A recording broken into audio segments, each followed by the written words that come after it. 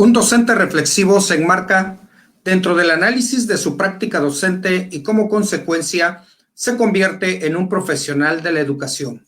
Buenas tardes a todos. La Secretaría de Educación en Chiapas, a través de la Coordinación Estatal de la Nueva Escuela Mexicana y la Coordinación Estatal de Formación Continua que promueve el ciclo de conferencias y conversatorios de la Nueva Escuela Mexicana, invitan a todos al conversatorio La Docencia Reflexiva en el marco de la Nueva Escuela Mexicana en tiempos de pandemia.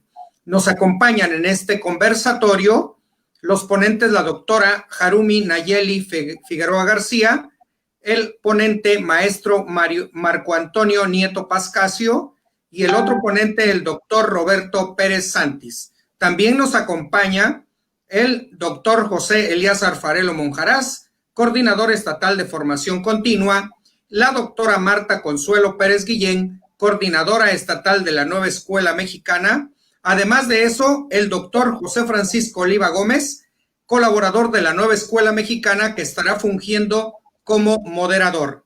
También nos acompaña el maestro Arturo Ramírez Moguel de la Cruz, académico de formación continua, y el ingeniero Ángel Morales Coutinho, director de tecnología educativa del CETE, quienes estarán a cargo de toda la logística y protocolo para que pueda llegar ante ustedes a través de Facebook Live y el canal de YouTube de Secretaría de Educación. Damos la bienvenida y iniciamos. Por este momento le cedo la palabra a la doctora Marta Consuelo Pérez Guillén para que dé la bienvenida a este conversatorio. Buenas tardes a todas y a todos en esta tarde tan bonita y sobre todo fresca en la que nos acompañan ustedes. Es necesario recuperar que la docencia reflexiva, sin duda, en este momento, en estas condiciones de vida, atiende sobre todo a los alumnos, a las niñas, niños y adolescentes que se encuentran en los diferentes contextos, en las diferentes regiones y que los maestros están haciendo frente, recuperando ciertas estrategias para enseñar. Yo les doy la más cordial bienvenida en ese tema, la docencia reflexiva en el marco de la Nueva Escuela Mexicana en tiempos de pandemia. Quienes nos acompañan y van a conversar esta tarde con nosotros, maestros que tienen la práctica, maestros que reflexionan sobre ella, maestros que están viviendo sus miedos, sus fortalezas, desarrollando y potenciando sus habilidades y capacidades. Sean bienvenidos todos y todas, y bueno, enhorabuena. Muchas gracias por aceptar esta invitación de estar con nosotros, maestra Harumi, maestro Marco Antonio, maestro Roberto y por supuesto doctor Francisco Oliva, por acompañarnos y colaborar en esta tarde con la Nueva Escuela Mexicana. Gracias. Muy bien. A continuación, vamos a leer brevemente el currículum vitae de cada uno de los ponentes y por lo tanto vamos a iniciar con la doctora Harumi Nayeli Figueroa García. Su formación académica es licenciada en Educación Primaria por la Escuela Normal Fray Matías de Córdoba. Tiene maestría en docencia en el Instituto de Estudios de Posgrado. Además, tiene el doctorado en docencia en el Instituto de Estudios de Posgrado. Tiene diplomados en docencia reflexiva para la intervención didáctica, investigación educativa. Ha participado en cursos, talleres, juegos para desarrollar habilidades motrices, en seminarios como pedagogía crítica, psicoanálisis y relaciones de poder, un acercamiento al debate actual del pensamiento crítico y foros en línea como, por ejemplo, Cooperación para el Desarrollo Educativo de México, Centroamérica y el Caribe, después del COVID-19, lecciones de la pandemia y el futuro de la información docente, además de talleres en línea, virtuales de revisión y creación literaria, migración femenina, taller virtual de cuentos, taller de escritura creativa, árbol de peces, además de una experiencia laboral muy amplia durante su trayecto como profesional de la educación. Vamos a presentar también a nuestro otro ponente, el maestro Marco Antonio Nieto Pascasio. Él es docente de telesecundaria, egresado de la Normal Superior de Chiapas con 15 años de servicio. asesor técnico pedagógico de la zona escolar 066. También ha dado durante el ciclo escolar 2011-2012 acompañamiento en actividades pedagógicas de escuelas telesecundarias. Ha tenido la oportunidad de trabajar en diversas escuelas de la geografía chiapaneca.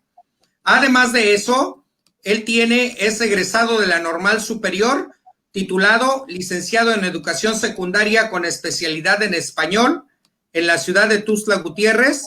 Además, los posgrados tiene maestría del Instituto de Estudios Universitarios, maestro en Ciencias de la Educación, el doctorado en el Instituto de Estudios de Posgrado, doctorado en Desarrollo Educativo en Comitán de Domínguez, Chiapas, diplomados, competencias para impulsar el fortalecimiento académico a través de tutoría, inglés básico para docentes del Centro Regional de Formación Docente e Investigación Educativa y tiene la especialidad en inglés del Instituto Avanza en Educación de Comitán de Domínguez. El otro ponente que nos acompaña es el maestro Roberto Pérez Santis, originario de San Juan Chamula, Chiapas, México, doctor en estudios regionales, maestro en educación con especialidad en investigación educativa, normalista rural, pertenece al Sistema Nacional de Creadores de Artes, presidente de la Unidad de Escritores Mayas Soques Asociación Civil. Ha publicado diversos libros, entre los cuales podemos rescatar y destacar Rupturas profundas en el ser de los mayas actuales de Chiapas, Poder, Conciencia y Esencia, español-inglés por la Universidad Autónoma de Chiapas, Palabra de Jaguar, coordinador de antología literaria Celtal Tzotzil Español 2019, además de un acercamiento a la vivencia del Xubiel en San Juan Chamula. Actualmente se desempeña como docente frente a grupo y director encargado a nivel primaria y profesor en el Instituto de Estudios de Posgrado. Después de conocer la amplia gama y preparación de nuestros ponentes, vamos a cederle la palabra al doctor José Francisco Oliva Gómez, colaborador de la Nueva Escuela Mexicana, para que funja como moderador de este conversatorio. Muy buenas tardes a todos, sobre todo a los docentes de los distintos niveles educativos que nos escuchan a lo largo de toda la geografía de nuestro estado, y esperando de que este intercambio de opiniones en el diálogo que vamos a establecer les sea de utilidad para reflexionar su práctica docente. Agradezco de antemano a la coordinación de la Escuela Nueva Mexicana en el estado, que está a cargo de la doctora Consuelo, y a la coordinación estatal de formación continua a cargo del doctor Farelo por la invitación a tan notable evento. Quisiera comentar algunas cuestiones en el marco. Tenemos ahí varias cuestiones. Una, la docencia reflexiva, en términos de que finalmente me parece que todos los docentes nos planteamos una serie de aprendizajes y una serie de dimensiones formativas que hay que desarrollar en cada uno de nuestros estudiantes. No obstante, me parece que los ponentes muestran justo la diversidad que existe de hacer docencia en nuestro estado, distintos niveles, distintos contextos culturales, incluso el género, que nos permite ver las cosas de manera distinta y que seguramente se abordan las prácticas también de distinta manera. Es importante también que este ejercicio se establece en el marco de la Nueva Escuela Mexicana, donde de alguna manera hay algunas sugerencias en cuanto al ideal formativo que hay que lograr con los estudiantes, pero también destacando las particularidades de los contextos y el planteamiento de la libertad de cátedra que existe en cada uno de los docentes, con la finalidad de ejercer una práctica pertinente en los distintos contextos de nuestro estado. Y finalmente, a mí me parece que esta circunstancia que estamos viviendo de salud, que nadie eligió, y que no estábamos preparadas para ello y que finalmente, a pesar de que no la hayamos elegido ni estar preparados, hemos tenido que afrontarla con las herramientas de las que tenemos para tratar de mantener el nivel de calidad de los procesos que generamos en las aulas, ¿no? Entonces, en este marco, yo quisiera invitar a los ponentes un primer tema, ¿no? Es decir, cómo significan y qué práctica, qué experiencias tienen, desde dónde ven el asunto de la docencia reflexiva. Es decir, cómo la está recuperando cada uno de ustedes con la finalidad de concretar estos procesos educativos y mejorar el desarrollo de los estudiantes. Quisiera empezar, obviamente, cediéndole la palabra a la maestra Arumi para que nos platique sobre eso, y yo espero que a partir de esto podamos establecer el diálogo. Adelante, doctora. Gracias, doctor Oliva. Muchas gracias a todos. Buenas tardes, compañeros, y a todos los que hoy nos acompañan. Mi nombre es Arumi Nayeli Figueroa García, como ustedes ya vieron en mi presentación. Yo soy maestra del nivel primario. Actualmente me encuentro en la ciudad de Tapachula. Mi escuela se encuentra ubicada dentro de la cabecera. Pareciera, ¿no?, que por ser cabecera y estar en una de las ciudades más importantes del estado de Chiapas, se aplicarían, ¿no?, las dinámicas institucionales que se nos ofrecen a los docentes bajo esta nueva realidad. No obstante, mi escuela se encuentra en la periferia de la ciudad y con muchas condiciones sociales, culturales, económicas distintas, ¿no?, a las que uno quisiera. Y bajo esas circunstancias y bajo esas condiciones es que iniciamos, ¿no?, este ejercicio docente en el ciclo anterior que terminamos y en este nuevo, ¿no?, bajo estas reflexiones que nos está trayendo a cuenta la pandemia. Quisiera mencionar, ¿no?, que una de las situaciones que conlleva esta pandemia es esta ruptura o quiebre que existe en el docente, y particularmente me posiciono en ella, ¿no?, de dejar este espacio que es el aula, que es la escuela, y trasladar estos procesos de enseñanza-aprendizaje a la casa, a un hogar, etcétera, ¿no?, y a los diferentes espacios en los cuales estamos. Y cómo a partir de estar en casa generamos procesos de enseñanza y aprendizaje, pero que finalmente conlleva ciertas renuncias, ¿no? Y cuando digo renuncias, de manera particular, no es como doloroso, es frustrante dejar a algo que estamos tan habituados, dejar una zona de confort, una rutina que de forma cotidiana la realizamos, a trasladarla, ¿no?, a la casa, y que estas renuncias tendrían que ver con una vinculación, con vínculos pedagógicos, con vínculos dialógicos con los estudiantes, con los padres de familia, con los propios profesores, con vínculos también metodológicos, ¿no?, de las formas en que venimos enseñando y aprendiendo con los estudiantes. Entonces, toda esta dinámica se rompe con la pandemia desde el momento en que nos mandan a confinamiento en el mes de marzo, ¿no? Y este nuevo planteamiento, esta nueva reconfiguración de este espacio, por supuesto que generan nuevos cambios o nuevas modificaciones en nuestra práctica educativa, particularmente en la mía, ¿no? Porque planteo desde otra mirada esta escolarización que tiene que ser totalmente distinta, ¿no? En la que yo dejo el aula para que también el padre de familia se involucre en ella, ¿no? Y hay otros procesos.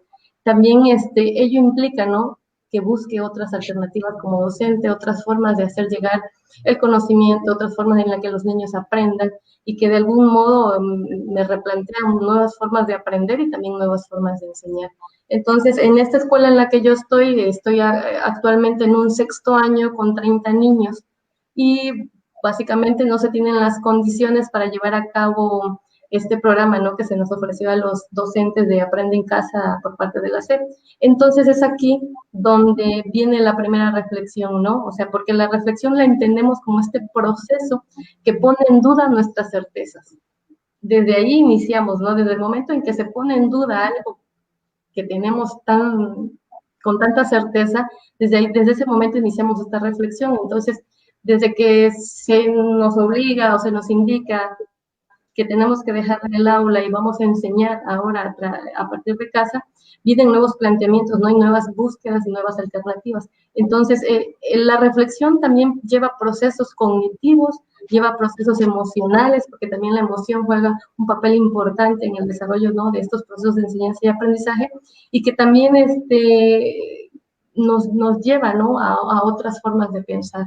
Y estas otras formas de pensar son también posibles búsquedas de soluciones, de alternativas, de propuestas, etcétera, que podemos aterrizar dentro del aula. En mi caso, dentro de la primera fase, como quizás otros maestros, retomo el cuadernillo como un medio, ¿no?, paliativo, emergente ante esta situación. No obstante, el transcurso de las semanas me doy cuenta que los cuadernillos en realidad no están generando los procesos que yo quisiera con respecto a los aprendizajes de los niños, porque si algo me ha quedado claro es que los aprendizajes que yo deseo con los niños no van a ser los mismos que yo me tenía planteado antes de la pandemia, ¿no? Cambia, tengo que priorizar algunas cuestiones, algunas temáticas y sobre todo en la forma en la que yo quiero enseñar, ¿no? Entonces, en este momento en el que ocupo estos cuadernillos en un primer momento y después me doy cuenta de algunas cuestiones, porque creo que la reflexión también inicia cuando nos cuestionamos, o este proceso para poder llegar a una reflexión es cuando me pregunto, me cuestiono esto que estoy haciendo en mi quehacer docente, ¿no? Que ya no se da en las aulas, pero que se da en un espacio, ¿no?, que me permite generar y seguirme preguntando, porque finalmente la reflexión es generar más preguntas, más que respuestas, es seguir cuestionándonos esto que hacemos en el quehacer diario. Y a partir de ello, ¿no?, digo, no logro un resultado al que yo espero, lo que yo deseo, y vienen nuevas formas de planteamiento, y a partir de ello viene el uso de las TICs, pero claro, ahí también hay debilidades propias, flaquezas, limitantes, etcétera, ¿no? Y son muchas de otras cuestiones que se interrelacionan en estos procesos. Entonces, en este segundo momento que hago, que reconozco también mis flaquezas, mis debilidades ante el uso de la TIC, también esta necesidad de querer enseñar a partir de esta situación me obliga a mí como docente a investigar, ser un poco autodidacta y también asistir a cursos, ¿no?, que me fortalezcan, sobre todo el desarrollo de mis habilidades digitales. Pero también viene una realidad que está presente, ¿no?, que en la escuela los niños no cuentan con computadora, no tienen señal de internet, apenas logran tener teléfono, no hay una mayoría, hay un 70%, un 30% que no. Entonces hay otras circunstancias y otras condiciones que también ponen en juego el quehacer docente, ¿no? Y bajo esa circunstancia vienen otras preguntas y otras reflexiones. Y bueno, ante esta situación digo, no puedo usar Classroom, no puedo usar Moodle, no puedo usar Teams por las condiciones, pero tampoco puedo alejarme, ¿no?, de la tecnología y verla como no. Creo que como docente tenemos que buscar las alternativas, las condiciones para poder generar procesos distintos a los que quizás no estábamos acostumbrados, ¿no? Entonces, a partir de esta situación busco, ¿no?, el hacer videos con los niños, pero el hacer videos requiere precisamente de estas habilidades digitales, saber editar, saber comprimir, tratar de enviar los videos que no se corten, etcétera, ¿no? Hay otros juegos de habilidades que permiten a uno como docente seguirse desarrollando y seguir aprendiendo sobre todo, ¿no? Y entonces es estas dinámicas que nos van generando situaciones, pero que al plantear actividades dentro de los grupos, temas, contenidos, etcétera, vamos viendo, ¿no?, qué cosas sí resultan y qué cosas no, que hay experiencias muy exitosas, sí, y que hay experiencias que en definitiva no nos están dejando nada, ¿no?, que al contrario, tenemos que volver a replantear qué sucedió, por qué pasó, cómo abordar esta temática, este contenido y darle otro giro, ¿no? Muchas gracias, doctora Arumi. Yo resaltaría esta cuestión de que estos escenarios inéditos se convierten en retos y diría yo en la oportunidad de abandonar la zona de confort y generar las condiciones idóneas para hacer una docencia reflexiva.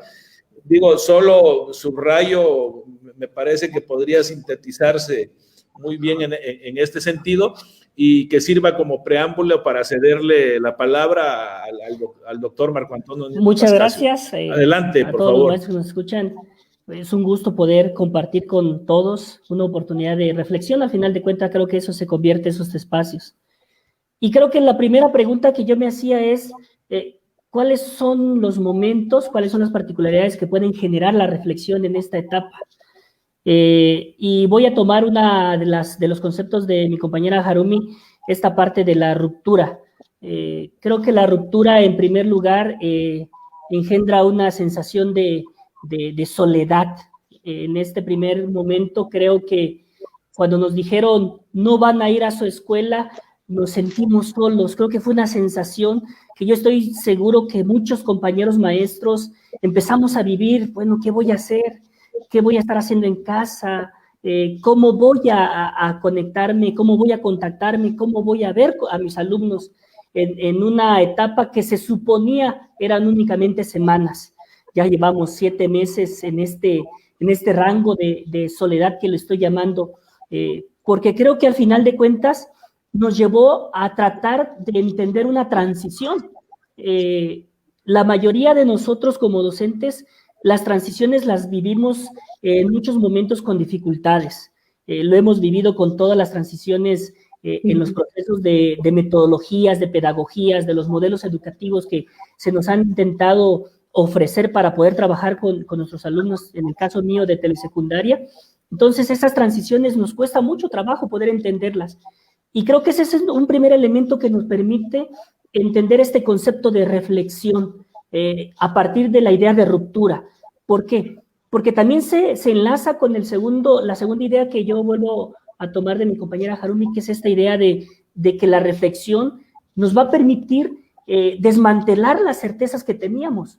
Yo creo que como docentes, en mi caso que yo llevo 15 años trabajando en telesecundaria, tenemos una dinámica que se vuelve rutina, y esa rutina nos permite establecer caminos trazados, caminos por los cuales ya sabemos por dónde ir, y que las diferentes aristas que se puedan presentar en el trayecto de atención a los muchachos, van a haber algunas certezas que ya tenemos previstas. Pero este proceso de la pandemia nos llevó a decir, bueno, ¿en dónde estamos parados como docentes en muchos de los temas?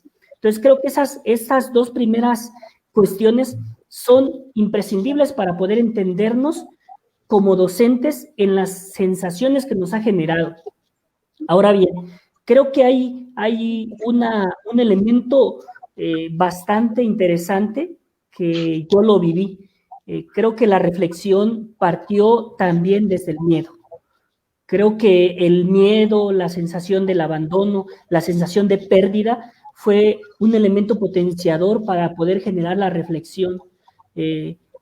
Sabernos cercanos a familiares, amigos, a conocidos que se enfermaron, que fallecieron, que los tuvimos cerca unos días antes, que supimos de ellos, que conocimos de su dolor en la cuestión médica, nos llevó a repensar muchos de los aspectos que nosotros tenemos como personas en primer lugar. Creo que en el trayecto de 15 años que yo llevo como docente de telesecundaria, actualmente trabajo aquí a 1 hora y cuarto de Comitán, me permitió primero preguntarme qué estoy haciendo de mi trabajo, hasta dónde estoy llegando con mi trabajo. Si a mí me tocase alguna situación difícil de enfermedad en esta época de 15 años de servicio, ¿puedo decir que estoy satisfecho con el trabajo que realicé? Creo que fue una de las preguntas que de manera muy personal me realicé durante esta época. Y entonces empecé a tratar de escarbar en esta parte personal los elementos que me permitieran definir mi práctica. Y encontré un elemento muy interesante que yo creo que a lo largo de mi vida como persona también lo he descubierto, y que es este sentimiento de carencia, de la necesidad del otro. Creo que ese es uno de los elementos que quizá muchos de los docentes que nos estén acompañando el día de hoy puedan haber vivido de alguna manera similar a la que yo la viví. El hecho de la necesidad del otro. ¿Por qué? Porque estar encerrados en casa, sin decir que íbamos a ir a ver a mamá, sin decir que íbamos a ver los hermanos, al amigo, y también al alumno, aquel que entrando a la escuela nos dice buenos días, maestro, nos llevó a una etapa de pensar cuál es realmente esa búsqueda que yo estoy tratando de hacer en esta parte de la reflexión. Y entonces nos llevó también a entender que teníamos que transitar en esta parte que es muy difícil para uno como sujeto, que es el desapego afectivo. Creo que el desapego afectivo con los niños, con los muchachos, en este caso yo que atiendo de telesecundaria, fue una carga bastante difícil de poder trabajar, porque el hecho de ir y llegar y estar con los alumnos, de convivir con ellos, de sentirlos, de platicar con ellos, de escuchar que en algún momento tuvieron alguna situación en casa, de platicar con los compañeros, fueron elementos que nos han estado permitiendo poder reflexionar esta práctica. Pero ahí viene un elemento interesante también que quizá la maestra Harumi lo trató de decir, bueno, no sé si sea de dolor, pero yo creo que fue una parte dolorosa. Esta pérdida de aquel muchacho que está con nosotros, de aquel niño, en el caso suyo, que son niños de primaria. A veces los niños de primaria entiendo que son más cariñosos, más apegados con la maestra, de que incluso le llevan un recuerdo. Toda esa necesidad del otro creo que se transformó. Y entonces viene esta parte de decir, dejo la escuela y paso al hogar. ¿Cuál es esa transición? ¿Cuáles son esas reflexiones que me van a permitir entenderme como docente? Y finalmente, en esta primera parte de mi participación, está un elemento indispensable que yo no sé cuántos maestros lo han vivido, porque también es importante, la organización de las escuelas. Es una sensación muy importante que se tuvo que haber trabajado en los primeros meses que tuvimos. Yo tengo la fortuna de trabajar con un equipo de 5 compañeros que agradezco la oportunidad de poder discutir, de poder entablar un diálogo para poder tomar decisiones. Decía la maestra Harumi, yo busqué algunas herramientas para poder empezar a trabajar Aprende en Casa, y en nuestra escuela tuvimos la fortuna de entablar este proceso de discusión reflexiva de nuestra práctica en equipo. Y creo que eso es un elemento indispensable. Yo no sé cuántos maestros de la geografía chiapaneca pudieron tener la oportunidad de reunirse con sus compañeros de manera virtual y trabajar y poder discutir uno a uno o con todos esta particularidad de qué hacer en esta época. Yo estoy seguro que muchos de nosotros les tocó las desavenencias de que unos decían de una manera, unos decían que cuadernillo, otros decían que la visita por lo menos esporádica a la escuela, otros decían que el cuadernillo, otros decían que una estrategia, decían que unos el modelo híbrido, decían que otros. Entonces, se mezclaron un sinfín de elementos en las relaciones interpersonales que nos permiten establecer ciertos sentimientos para poder reflexionar nuestra práctica. Creo que ahí está un primer parteaguas para que la reflexión de la práctica docente nos permita entendernos como sujetos afectados de todo este proceso. Yo bien recuerdo que muchos de mis compañeros teníamos esa sensación de decir, ¿qué hacemos? Porque si la carencia, la necesidad del otro nos permite estar pensando cuáles son las alternativas, también está la sensación de no abandonarlos totalmente a nuestros alumnos. Muchísimas gracias, doctor. Creo que es importante recuperar por lo menos 2 elementos que me parece que son sustanciales en el discurso que nos ha planteado el doctor. Uno, me parece que tiene que ver con la recuperación de la integralidad del ser humano.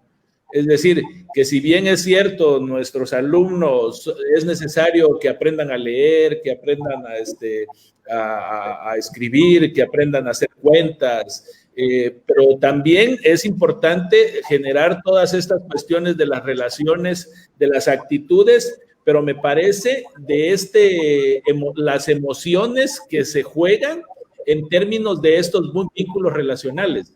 Y un segundo elemento, la necesidad de que de la naturaleza humana y de la naturaleza de los procesos educativos, que es necesario establecer el diálogo con nuestros cercanos para tomar las decisiones de manera conjunta, independientemente de todas las dificultades y todos los sentires que se puedan jugar en esta empresa, ¿no?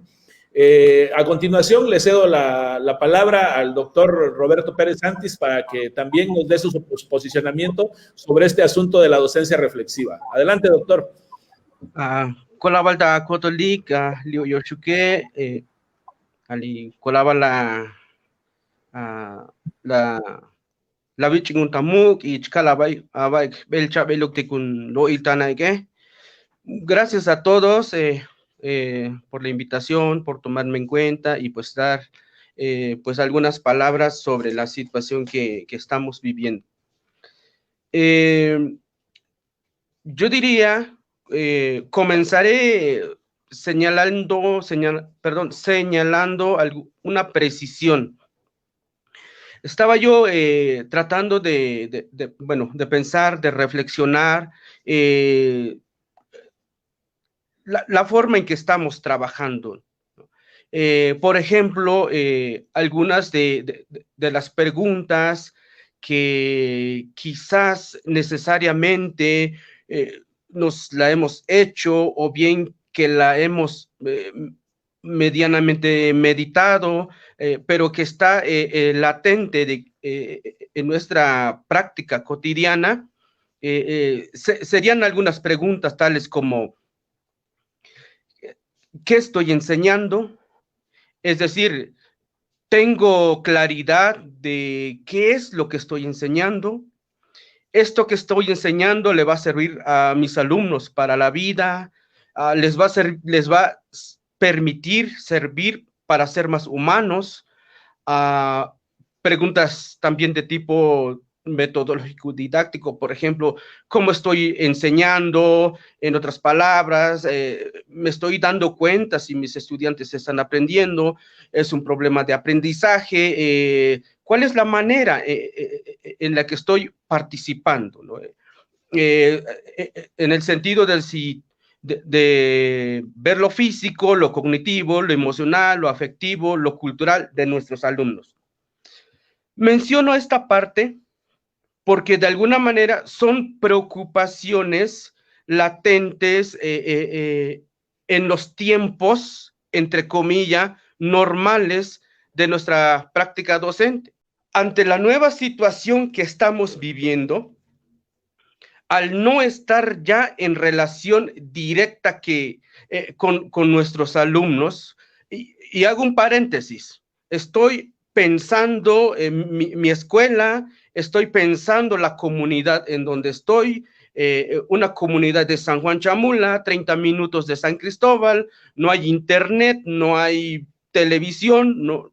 Bien, lo estoy pensando en esos términos. Si en tiempos normales estas grandes preguntas quedaban a veces sin respuesta o quedaban incompletas las reflexiones en torno a ellas, y ahora cómo es ese proceso de enseñanza-aprendizaje con mis alumnos por medio de cuadernillos, en este caso, por medio de fotocopias, que, bueno, habría que revisar su impacto, como dice la doctora. Entonces, me parece que es una situación nueva en la que nos coloca como docentes, ¿no? O sea, el papel como docentes ante nuestros alumnos, en la cual ni siquiera impensable hablar de Classroom, de una videollamada o un Zoom, imposible. Y en estos términos es que yo participaría, ¿no? Entonces, aquí me parece que lo que estaría generando esta situación de la contingencia es una revalorización de nuestra propia experiencia, una reinterpretación de nuestro proceder cotidiano con los alumnos, porque me hago esta pregunta, y perdón para todos, y yo lo asumo en primer término.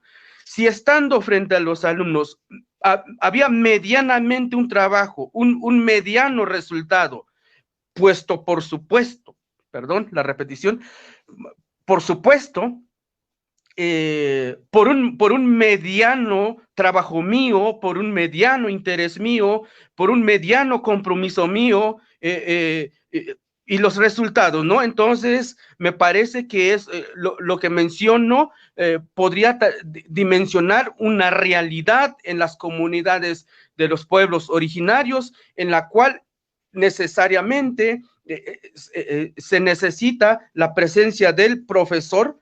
Y si ustedes, bueno, si compartimos tantito, podemos encontrar escuelas en la actualidad, en estos días, en la cual se acude a las escuelas, se llevan cuadernillos, no obstante, los padres de familia dicen, pero una hora no es suficiente, una explicación,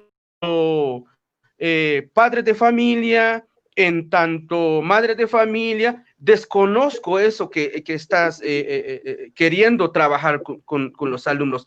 Entonces, lo que encontramos es una vulnerabilidad en las relaciones que tenemos en la actualidad, docentes, padres de familia. Así es como nos encuentra esta situación de crisis de salud.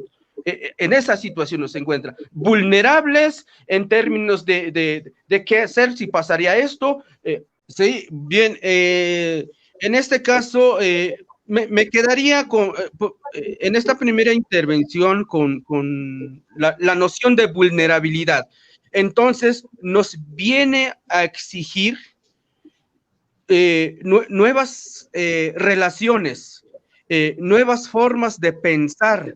En este caso, nos exige esta situación de contingencia, un compromiso más allá de lo que veníamos trabajando. Sí, y yo lo diría, y me apoyo con el maestro Marco Antonio, o sea, esta exigencia del trabajo en equipo, es decir, ese trabajo en equipo que se venía realizando en las escuelas tal como se estaban dando, estas tienen que tomar una naturaleza, una característica diferente, ¿sí? Es decir, nos exige mucho más. Y aquí, por supuesto, van a entrar en cuestión la situación de los valores de cada uno, las emociones de cada uno, los sentires de cada uno de los docentes. Entonces, de este modo, se tienen que abrir canales de comunicación y canales de diálogo mucho más fluido entre los docentes, ¿no? Porque cerraría con esta participación, doctor Francisco, porque en este caso, en el caso mío y en el caso de mis compañeros, compañeras de centros de trabajo situados en una comunidad en la cual no hay posibilidad de una comunicación virtual ni a distancia, más que ese contacto por medio de cuadernillos, me parece que está ese gran reto de cómo hacer este trabajo con los padres de familia, pero al mismo tiempo como docentes, cómo nos estaríamos pensando a nosotros mismos en el término de un compromiso un poquito más allá de lo que hemos estado realizando hasta ahorita. Me parece que son algunas exigencias que nos plantea la nueva situación y dejo por ahí mi palabra por el momento, doctor Francisco. Gracias. Muchas gracias, doctor Roberto. Quisiera como recuperar un poquito los planteamientos. La doctora Arumi hablaba de estos retos que se nos presentan de manera, incluso yo diría, emergente, que es necesario, o más bien que nos mueven esta zona de confort y que nos obligan a recomponer estos asuntos de las prácticas que teníamos así como cotidianizadas, a partir de que se nos rompen las certezas que estamos, desde las cuales estamos organizando nuestro trabajo. También esta cuestión que planteaba el doctor Marco en términos de asumir la integralidad del sujeto, que si bien es cierto, es importante que establezca estas como habilidades necesarias para algunas cuestiones procedimentales, pero que también es recuperarlo en este asunto relacional donde surgen las emociones de los seres humanos.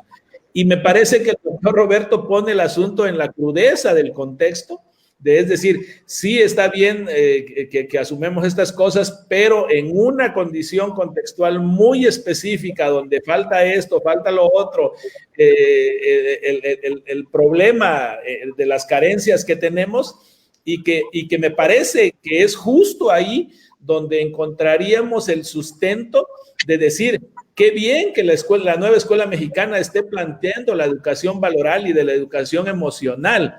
El asunto es cómo logramos articular en un contexto específico para que a lo mejor en la medida de que abonemos hacia una educación de excelencia, primero tengamos procesos educativos que sean pertinentes a nuestros contextos culturales y sociales, ¿no? Así que con este escenario voy a cederle ahora la palabra al doctor Marco, con la finalidad de que nos diga su opinión acerca de estos temas que quedaron ahí sobre la mesa, o si él quiere poner algunos otros, ¿no?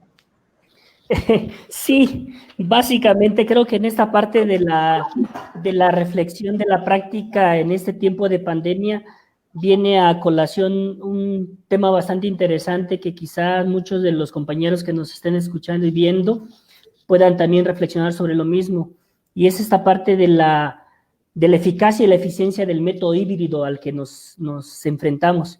Un método del cual muchos de nosotros de primera mano dijimos no, reconociendo las circunstancias culturales, económicas de la población donde elaboramos. Muchos de otros quizás pudimos ver algunas aristas de decir, hay tal vez la posibilidad de poder llevarla a cabo, y se mezclaron un sinfín de circunstancias, pero creo que en estos últimos tiempos, en estos últimos meses, viene a ser contundentemente la incertidumbre legal y moral, llamémosle así, de esta parte. ¿Por qué? Yo bien recuerdo que hace unas semanas fuimos a la escuela donde laboramos los compañeros, fuimos los 5, bajo la consigna de que en voz de nuestras autoridades nos decían, no vayan porque si sucede algo, algún contagio, se deslindan responsabilidades, y los únicos responsables, básicamente en el discurso entre líneas, era ese. Entonces nosotros llevábamos la pregunta, bueno, ¿qué hacemos? Desobedecemos una indicación que nos están diciendo de quédate en casa, no vayas, pero se contraponía con esta carga moral del abandono, del apego que tenemos con los muchachos. Y me decía, ¿lo hacemos o no lo hacemos? La parte legal nos dice que tenemos que trabajar de una manera, tenemos que llevar educación a distancia o de manera virtual, tenemos que ofrecer quizá cuadernillos para que se puedan trabajar. Y entonces nos quedábamos con esta incertidumbre de qué está pasando con esta particularidad nuestra, cuáles son los riesgos que nosotros como docentes podemos correr ante esas circunstancias. Inclusive, yo platicaba con una de mis hermanas que también es docente de telesecundaria y me manifestaba circunstancias en cuanto a problemas para llegar a acuerdos en la forma de trabajo. Algunos que decían, vamos a trabajar todos de la misma manera, algunos vamos a trabajar de otra. Y entonces viene uno a cuestionarse en esta parte del desarrollo de las habilidades digitales para esa parte del modelo híbrido. ¿Qué hacer? Porque se suma esto precisamente. No tenemos la herramienta para un modelo híbrido, para el aprende en casa. ¿Qué vamos a hacer? Y fue una de las preguntas que muchos nos hicimos. Y empezamos entonces a conocer por uno y por otro lado, así como la pandemia nos llevó a saber de que fulano de tal, maestro tal ya está enfermo, que maestro tal falleció desafortunadamente. Lo mismo pasó con esta parte del desarrollo de las habilidades digitales para atender esta necesidad emergente de las capacitaciones, y decíamos, hay curso aquí, hay curso allá, que la NEM está proponiendo, que Formación Continua está proponiendo, que de manera particular hay cursos. Entonces nos quedamos abrumados muchas veces ante tanta cantidad de ofertas educativas para poder potenciar algunas de las habilidades. Y entonces nos llevó a reflexionar, bueno, ¿cuáles son las evidencias que tenemos nosotros como docentes de telesecundaria en el manejo de las habilidades digitales? Yo bien recuerdo que tengo un compañero en mi zona escolar, la 066 de telesecundaria, y desde hace 2 años hay un maestro que le ha apuntalado mucho a la parte tecnológica. Y válgase decirlo, creo que muchos de nosotros cometimos el error, este maestro está innovando, qué bueno, y nos quedamos ahí. Y llega el momento en que decimos, caramba, ¿qué hubiese pasado si hace 2 años a este compañero maestro le hubiésemos seguido los pasos? Y creo que es una pregunta que decimos que ante la emergencia muchos de nosotros tuvimos que empezar a caminar en esta etapa, que es una de las particularidades. Pero también la pregunta básica en este momento de esta parte del modelo educativo es, ¿qué tan eficiente es? Decía el doctor Roberto, si estando todos los días en la escuela nos identificábamos con ciertas carencias, con ciertos vacíos, ¿qué está pasando? Y yo pongo sobre la mesa a mis compañeros del conversatorio, no sé si ustedes pueden reflexionar sobre esta inquietud que a mí me llegó en esta época. No sé si a ustedes les ha llegado la sensación de decir hasta donde se pueda, hasta donde podamos llegar, porque las condiciones no nos permiten, porque las condiciones no las tenemos no solamente en cuestión de infraestructura, también no las tenemos en procesos metodológicos como docentes. Una, en procesos de acompañamiento y otra, en la vinculación con los padres de familia. Creo que en esta parte hay una pregunta bastante interesante que nos hacía la vez pasada en una charla el doctor Roberto anterior a esta, es cómo nos estamos vinculando con los padres de familia, que tiene que ver con esta parte de la relación con ellos, pero también tiene que ver con la parte metodológica en la incidencia en la que se están llevando a cabo las actividades. ¿Por qué?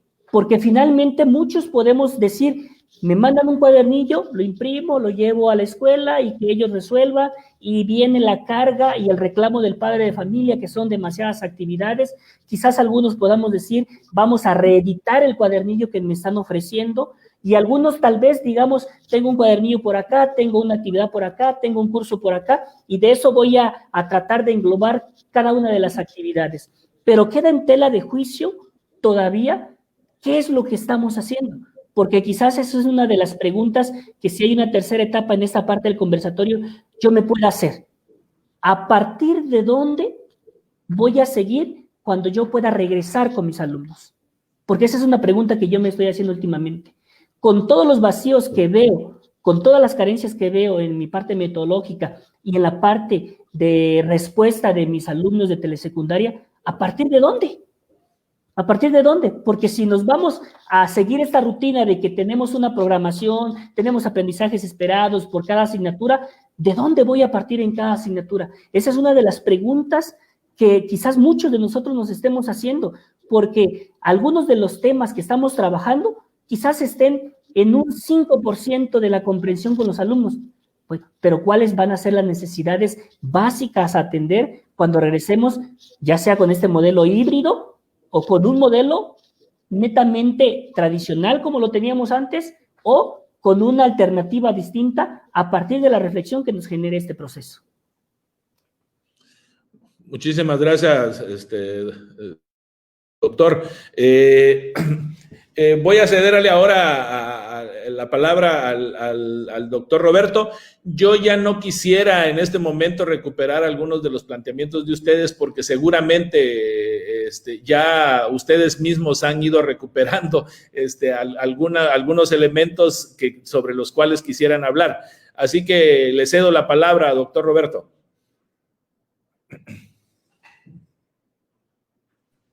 Muchas gracias, doctor Francisco. Quisiera complementar alguna idea que quedó ahí pendiente de lo que comentaba hace rato.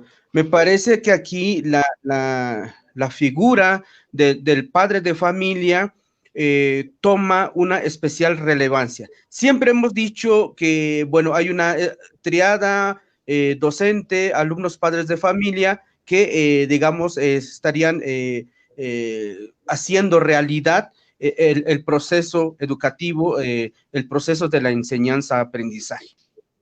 Una cuestión que voy a colocar, pero que tiene mucho que ver con la realidad que yo vivo, es que nos dice el padre de familia: si cuando estaban ustedes presentes como profesores en el salón, nuestros hijos no hacían la tarea o no comprendían la tarea, porque comunidad rural, evidentemente, hablantes de tzotzil, yo hablo el tzotzil, les hablo en tzotzil, y esa es otra temática por ahí pendiente, y mis compañeros, que como estoy en el medio monolingüe, pues la enseñanza es en español, ¿no? Y entonces el aprendizaje, el intercambio de códigos, el intercambio de miradas, de formas de ver la realidad, en tanto, digamos, la forma en que el niño concibe el aprendizaje y el docente, igual cómo se da este proceso, entonces, pues, cómo armonizar esa situación, ¿no? En el salón de clases,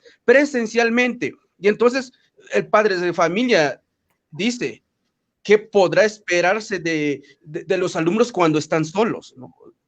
Ya el alumno y el padre de familia. Entonces, me parece que esa es una cuestión que está latente, es una realidad. Yo igual me quedo corto en cuanto a cómo hacer esa atención, si es mediante un cuadernillo, o cuál sería la alternativa. Igual, yo también me hago esa pregunta, como dice el maestro Marco Antonio, de que con gran certeza estoy de que al regresar presencialmente con los alumnos vamos a encontrar tal vez un retroceso de 2 ciclos, de 3 ciclos, de lo que los alumnos habían aprendido en este proceso, ¿no? Entonces, vamos a encontrar que en las comunidades va a haber un estancamiento en el proceso cognitivo de los pueblos, de las comunidades, de las escuelas, y en este caso, el maestro tendrá que redoblar sus esfuerzos porque prácticamente no queda de otra, como dice el maestro Marco Antonio, ¿no? Pues lo que se puede hacer, y pues no queda de otra de entrarle al proceso. ¿No? Maestro José Francisco, me quedo con esa idea, varias cositas, pero me quedo con ese planteamiento. Gracias. Ok. Doctora Arumi. Sí, en definitiva creo que compartimos, ¿no?, el mismo sentir con el maestro Marco y con el maestro Roberto. Particularmente, por ejemplo, en primaria, yo tengo sexto, pero el ciclo pasado tuve quinto, ¿no? Entonces con ellos tengo este ciclo completo, pero comparto la idea del maestro Roberto de que en quinto, a mediados de marzo, nos vamos a casa, y en definitiva hubo muchas cosas que ni siquiera se tocaron, ¿no? Porque en este proceder metodológico tiene sus implicaciones dentro del aula. Si estando con los niños hay temas o hay contenidos o hay ciertos proyectos que llevan su tiempo, que tienen una implicación lúdica, una implicación de juego con los niños, de esta relación con ellos mismos, no se logró hacer en su momento. Ahora en este nuevo ciclo escolar, pues nuevamente se queda, ¿no? Se sigue rezagando y se sigue guardando, esperando o teniendo como esta esperanza de que cuando regresemos se aborde. No obstante, el tiempo va pasando y en definitiva los niños, igual a mi parecer, van a tener un cierto rezago, ¿no? Porque me pasó que hace 15 días fui a mi escuela a revisar tareas, y precisamente dentro de las expresiones de las mamás, de algunas mamás que llegaron y de algunos niños, es que no le entendieron una tarea, que tuvieron que preguntar, mi hijo no lo quiso hacer, y hay ciertas cuestiones, ¿no?, que uno pareciera que dentro de lo que tiene, con lo que cuenta y con lo que piensa, pueden avanzar los niños en ciertas situaciones, porque es clara la diferencia de que no podemos enseñar, ni los niños pueden aprender de la misma manera estando en la escuela que estando en la casa. En definitiva, no. También hay un cansancio por parte de las mamás, ¿no?, en este sentir de no puedo atenderlos, tengo que ir a trabajar, llego hasta la noche, etcétera, ¿no? Entonces hay dinámicas bastante complejas que están surgiendo y que surgieron desde inicios de la pandemia en relación al proceso educativo de los estudiantes, y claro que es una realidad que en su momento, como bien lo menciona el maestro Marco Antonio, ¿no?, tenemos que atenderlo. Mientras tanto, ¿no?, como docente nos toca como estar en esta espiral continua de bueno, hago esto, a partir de estos resultados que tengo, de lo que observo, de lo que infiero, bueno, vuelvo a accionar, y de esto que hago, nuevamente vuelvo a reflexionar, porque así es este proceso, ¿no? Difícilmente vamos a dar solución a todo, pero creo que como docente, de forma personal, tratamos como que dar algo, ¿no? Ofrecer algo, porque también hay un compromiso ético, hay una responsabilidad social, pero coincido, ¿no?, con el maestro Marcos. ¿Será que esto que estoy haciendo está bien? ¿Será que requiere otro cambio? ¿Quién estoy siendo, pues, como docente para que en realidad haya aprendizajes en los estudiantes? Y como bien lo mencionaba en mi primera participación, o sea, definir qué quiero que aprendan mis estudiantes, porque finalmente creo que hay situaciones básicas sobre los cuales ir atendiendo, ¿no? Y ir aterrizando, y que en gran medida hay una gran responsabilidad por parte del docente, ¿no? Y de ver qué cosas podemos abordar en este caso, en esta relación de educación a distancia.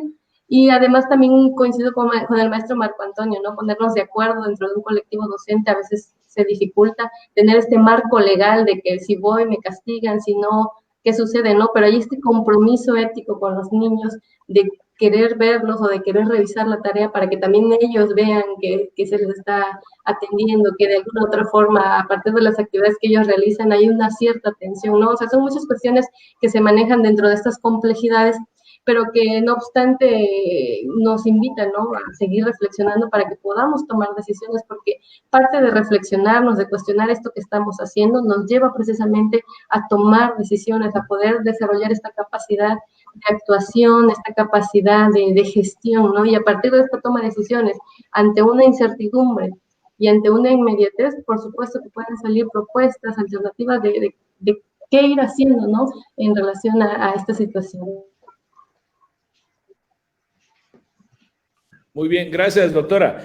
Fíjense que en la transmisión hemos estado recuperando algunas preguntas del público. Creo que muestran que hay una armonía entre las preocupaciones que tienen también los maestros que nos están viendo y escuchando por ciertas cuestiones de las que ustedes han estado planteando. No obstante, en algunos casos hay como la intención de conocer un poco más a fondo el asunto, y entonces me parece que no sé si nos pudieran compartir, porque eso es un poco lo que nos sugieren, de las experiencias un poco más vivas que han estado teniendo con esta relación que se establecen con sus estudiantes, con sus padres de familia, qué problemas han enfrentado, cómo los han solucionado, qué nuevos problemas han surgido, porque creo que lo que se trata de mostrar es de que no hay una solución única a las circunstancias que nos estamos enfrentando, y que más bien lo que estamos buscando es estos procesos innovadores que se generan a partir de la reflexión de la práctica docente. No sé si nos pudiera ayudar con eso, doctor Roberto. Ok, repito, es que lo que nos están de alguna manera interactuando con nosotros en la transmisión quieren saber cuáles son como las vicisitudes, las particularidades con las que se han generado en la interacción con padres de familia y estudiantes en esta modalidad. Es decir, cómo lo han resuelto, qué otros problemas han encontrado a partir de eso. Bien, me parece que lo que ocurre en estos casos es que, en estos contextos, lo que se plantea como una forma de entender la situación de contingencia es que hay una gran preponderancia de la cultura en cada uno de los padres de familia. A nivel comunidad, lo cultural tiene un peso tan grande que dice la enfermedad no existe, ¿no? No existe tal, es una invención de las autoridades para justificarse. Y entonces se observa que esta situación de que el profesor se guarde, se resguarde, se toma como una situación de temor del profesor, pero que desde la mirada de la comunidad, desde una comunidad originaria, se observa esto como una indisposición al trabajo por parte del profesor, ¿no? Entonces, ahí, de alguna forma, las relaciones se van tensionando, hay señalamientos hacia el profesor, por ejemplo, en el sentido de decir, pues se están cobrando sin trabajar, ¿sí? ¿Le estoy haciendo el trabajo al profesor? ¿O me está llenando de trabajo al profesor? O me dicen, es que no es mi obligación, eso es del profesor que tiene que estar atendiendo. Entonces, pues, cuestiones, tensiones de este tipo es una constante, ¿no? Entonces, de ahí de tal modo que la asamblea, esto se lleva a una asamblea y dicen, o bien el profesor viene 2 días a la semana, 1 día a la semana, pero con horario establecido, o mejor que no venga, ¿no? Y entonces está esa situación que vivimos en la comunidad, y entonces ahí el docente entra en conflicto, y entonces es de pensar si, bueno, queremos mantener nuestro trabajo en esa comunidad o qué hacemos. Y entonces ya aquí entra la autoridad, ¿no? Ya aquí entran las autoridades inmediatas y entra el respaldo.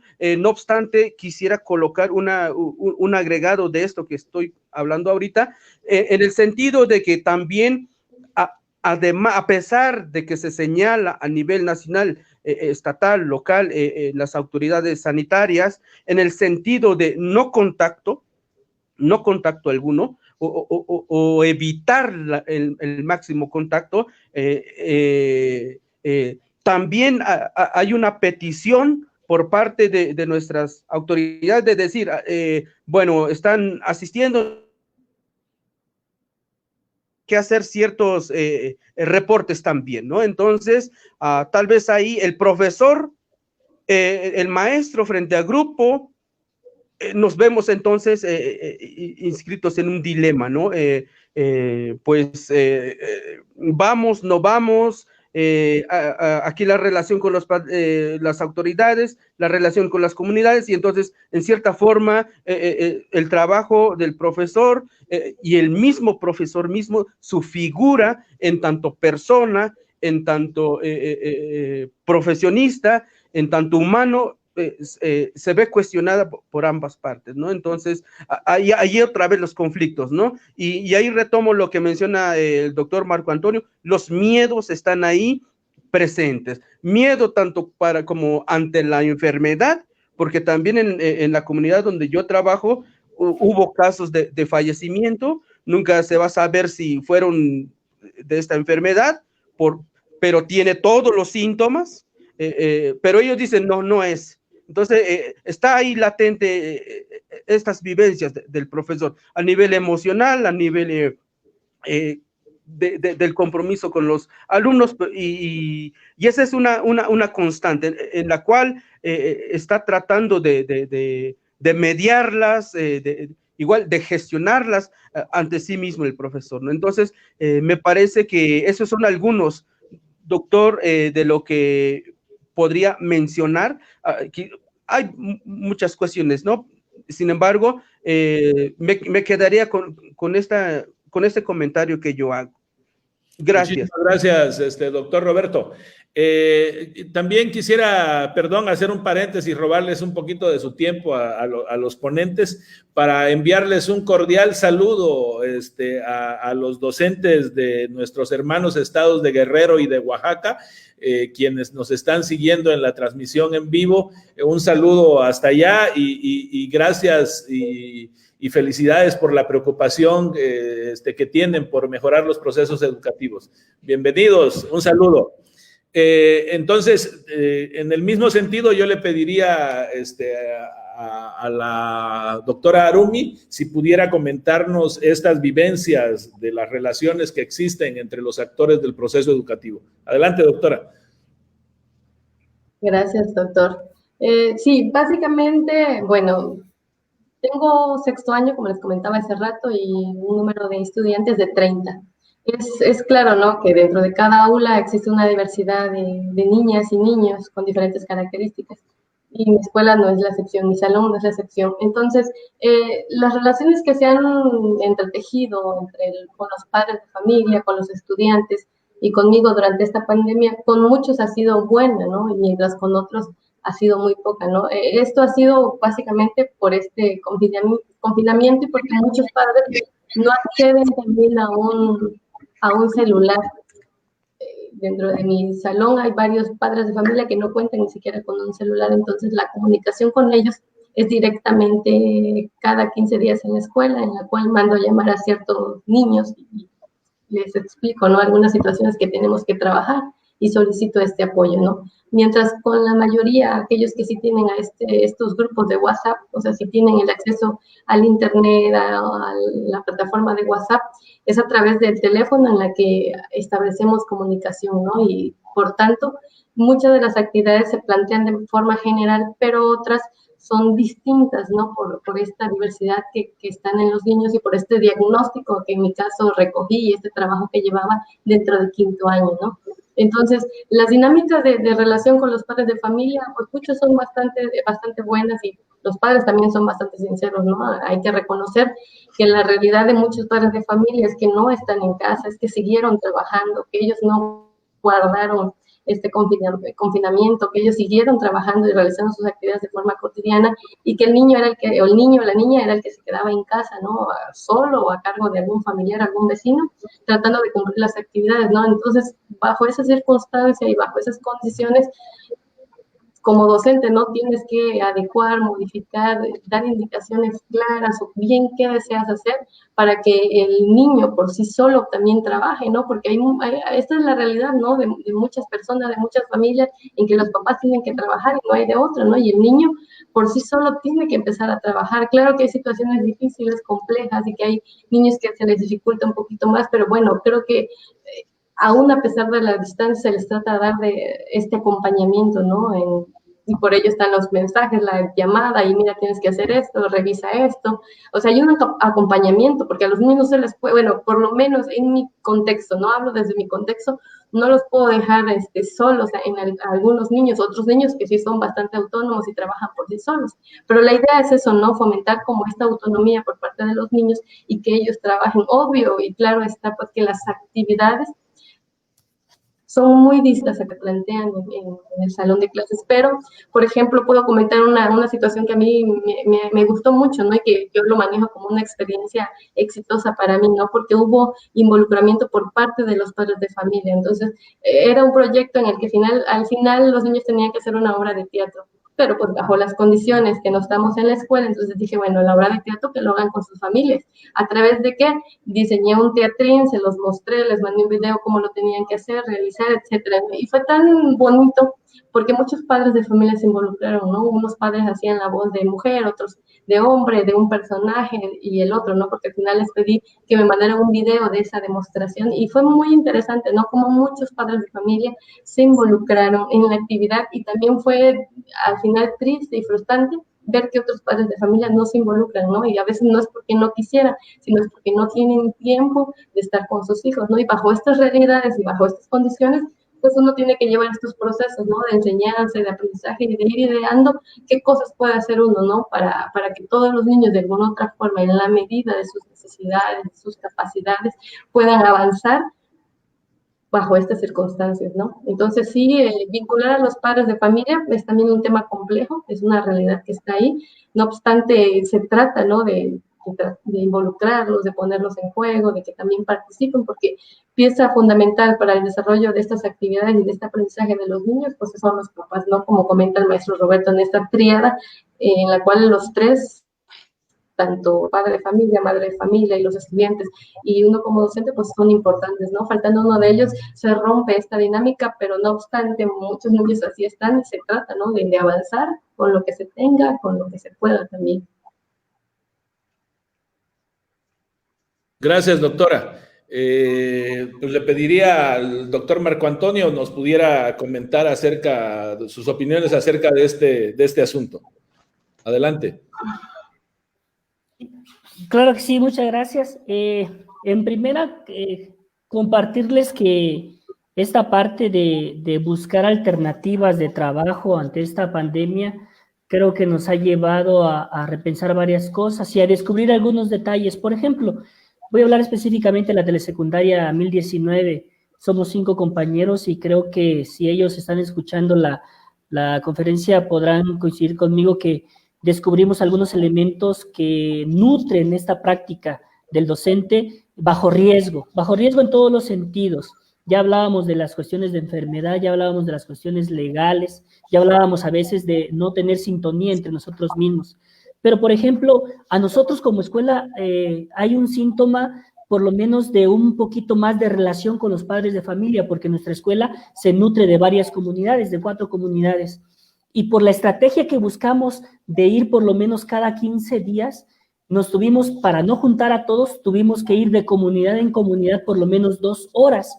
Eso nos trajo síntomas bastante crudos por una parte, pero también motivantes por otra. La primera es que veíamos caminar en su propia comunidad a los niños, verlos llegar y que estuviéramos un ratito con ellos. Algunos padres incluso llegaban y llevaron a sus hijos en las primeras sesiones. Por lo menos vimos un poquito más de rostros. Yo le llamo esto de el cara a cara con el padre de familia.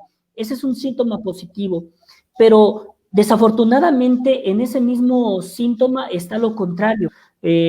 Yo platicaba con mi esposa hace unos días, porque también es docente de telesecundaria, y le decía que esta parte desafortunadamente nos va a llevar quizás a acrecentar un poquito más el rezago educativo en alumnos que traen rezago educativo, porque desafortunadamente, decía Harumi, 1 hora, decía el doctor Roberto, 1 hora no es posible atender todas las carencias que el niño pueda tener. Y esas dificultades no se pueden atender cada 15 días y mucho menos en 10, 15 minutos que estábamos con cada niño. ¿Qué hicimos entonces, por lo menos en la escuela donde yo estoy, por lo menos desde mi propia experiencia que les puedo compartir? No me siento satisfecho totalmente porque creo que desafortunadamente, por ahí leía unas preguntas en el chat, los aprendizajes esperados, yo creo que si estando presencialmente se lograban en un, llamémosle 60%, en esta dinámica ese porcentaje se baja muchísimo. ¿Por qué? Porque desafortunadamente también decía Harumi que los padres de familia no están en casa porque ellos están trabajando. Los niños están siendo también ahorita apoyo para los padres de familia. Inclusive muchos de nuestros niños nos dicen que cuándo vamos a regresar, una por la sensación de estar en la escuela, pero también está la otra parte de que ellos están trabajando en el campo, cortando café, limpiando los solares, yendo a la tapizca y todo ese tipo de actividades. Entonces, hay muchas vicisitudes que se están presentando. Ahora, una más, esta particularidad de descubrir que la mayoría de los habitantes de las comunidades donde nosotros trabajamos podían acceder por lo menos al WhatsApp, nos trajo varias sensaciones. Una de ellas es bastante interesante, que quizás muchos de los compañeros docentes también puedan estar pasando y que es interesante pensar qué poder hacer. La sensación del tacto al momento de entender que los alumnos en todo momento querían comunicarse con nosotros. Era una sensación de que, maestro, ¿cómo es? Maestro, no le entendí. Maestro, se lo envió ahorita. Maestro, se lo envió más tarde. Pero lejos de la incomprensión, creo que estaba esta sensación de la comunicación del alumno con el maestro, que incluso pudiesen llegar los mensajes a las 11 de la noche, a veces a las 6 de la mañana, a veces a la hora de la comida, y uno tenía que entonces empezar a trabajar como docente, como persona, qué hacer ante esta circunstancia. ¿Le contesto, no le contesto? A veces yo personalmente tenía un alumno que me escribió mensajes y después me escribió, contéstame pues maestro, porque ya te mandé varias veces mensajes. Entonces yo decía, caramba, en estas circunstancias entonces uno va aprendiendo a poder también estar en contacto a través de este medio que muchas veces para algunos de nosotros, yo lo digo personalmente, soy muy parco para estar contestando mensajes. Fue una de las tareas en las que he ido trabajando, en las que he tenido que ir transformando mi recepción ante esa circunstancia. Y finalmente, en esta parte de compartir esta idea, hay un elemento que la doctora Harumi también tocaba y que tiene que ver con la parte didáctica. Yo bien recuerdo que cuando estaba en la normal superior, en mis prácticas, en el área de matemáticas, había un tema de yo explico, pero ellos aprenden, era la pregunta básica, y tenía que ver con la indicación, con la instrucción. Mi asesor decía, a ver, ¿tú qué quieres que logren los niños con una instrucción en matemáticas? ¿Y qué quieres que logren a partir de una actividad? Y creo que esa es una de las tareas fundamentales en la que por lo menos desde mi perspectiva, se ha empezado a transformar para que la instrucción en los cuadernillos que nosotros ofrecemos a alumnos sea clara, precisa y concreta. Es decir, si yo quiero que el niño haga un círculo, es simple y sencillamente decirle, dibuja un círculo. Si el niño ya tiene el concepto relacionado de diámetro, ya le puedo implicar en la misma instrucción de 5 centímetros de diámetro. Y creo que en eso radica mucho también la oportunidad de por lo menos, voy a dejar esta parte de por lo menos porque insisto que desafortunadamente con esta dinámica muchos de los aprendizajes esperados no los estamos logrando, por lo menos con una indicación clara y precisa, los niños pueden acercarse un poquito a realizar la actividad. Este es uno de los temas que nosotros compartimos en el CETE que tuvimos de manera virtual en nuestra escuela, que desafortunadamente muchos niños a veces no logran entender la indicación, pero habrá que preguntarnos, yo como docente, ¿logro establecer una indicación clara, precisa y concreta para que mi alumno pueda desarrollar una actividad que le genere un aprendizaje? Esa es una cuestión bastante importante que podemos reflexionar en esta etapa. Doctor, creo que otra de las preocupaciones que nos han estado planteando y que me parece que ya han estado saliendo en el discurso de ustedes, pero que yo les pediría con la finalidad de entrar un poquito más con minuciosidad al proceso educativo, es qué tipo de estrategias han utilizado, obviamente ya de manera específica, para generar aprendizajes específicas y sobre todo, cómo evaluar, es decir, cómo darme cuenta de si el estudiante está aprendiendo, no está aprendiendo o en qué grado está aprendiendo y cómo hacerle para que de alguna manera podamos mejorar este proceso en vías de propiciarles mejores condiciones de aprendizaje a nuestros estudiantes, ¿no? Así que ahora le voy a ceder la palabra a la doctora Arumi. Adelante, doctora. Gracias, doctor José. Bueno, en mi caso particularmente algo que me ha funcionado muchísimo es la implementación de videos, ¿no? Pero videos hechos por mí, ¿no? En las que yo estoy hablando, yo me estoy expresando y estoy haciendo las actividades, porque pasó en un momento, ¿no? En que descargaba videos en YouTube y los mandaba, ¿no? En relación al tema que quería abordar, etcétera. Pero cuando mando un video en la cual primero no salgo yo, ¿no? Sino salen mis manos y van explicando lo que tienen que hacer, por comentarios, ¿no? De los propios padres dicen, fíjese que a mi hijo le entendió más el video que usted puso que el que mandó primero, ¿no? Entonces, fue el comentario de varias madres de familia. Entonces, creo que esos comentarios son valiosos, ¿no? Y creo que también tienen un significado y una importancia, que quizás el lenguaje que se ocupa en el video o sí lo logran entender, pero quizás la comprensión es distinta a cuando yo lo explico, ¿no? En esta forma de expresarlo, de hacerle llegar la información, etcétera, o pedirle la indicación, ¿no? Porque en gran medida los niños y las niñas me conocen y yo los conozco, y hay una relación, ¿no? Con ellos, y creo que el escuchar mi voz, como bien lo decía el maestro Marco Antonio, por lo menos en ese primer video, ver mi mano, para muchos yo creo que reflejó un sentimiento. Y a partir de ese sentimiento es que también los niños se mueven, ¿no? Y también van aprendiendo. Y entonces, a partir de ese primer video que hice, empezaron ya otros videos, ¿no? Donde ya muestro mi rostro, mi cara, y explico y voy diciendo algunas actividades, ¿no? Que tienen que hacer, porque también el niño aprende viendo y cuando ven a su maestra, en este caso, mostrando y diciéndoles cómo lo tienen que hacer, y diciéndoles que si no a la primera no comprendieron, pueden seguir viendo el video. Entonces tienen esta opción de repetir y volver a repetir, y que bajo cualquier duda, aún a pesar de ver el video, pueden preguntarme, comunicarse conmigo, escribirme, etcétera, ¿no? Que estoy abierta a todas sus dudas y a todas sus atenciones, ¿no? Entonces creo que para mí esta estrategia de mandar videos hechos por mí, donde yo estoy explicando o diciendo la actividad, me ha funcionado muchísimo, ¿no? En gran medida, porque sí tengo esta devolución de los niños mandando su trabajo, de también enviando la foto con el ejercicio, y sí, de alguna otra forma este proceso evaluativo es también complejo, ¿no? Tiene sus dimensiones, porque podríamos decir, ¿no? Que en muchos casos los niños sí lo trabajan y lo hacen y lo comprenden, pero en otros casos se logra ver como la ayuda del papá, ¿no? Que el papá lo hizo, que la hermana lo hizo por la letra que se logra ver, etcétera, ¿no? O porque el trabajo se ve de mucha mayor calidad, ¿no? Como de alguien adulto que metió ahí sus manos, no del niño, no la letra del niño, el trazo del niño, etcétera, ¿no? Entonces, sí, el proceso evaluativo de forma particular para mí ha sido muy complejo.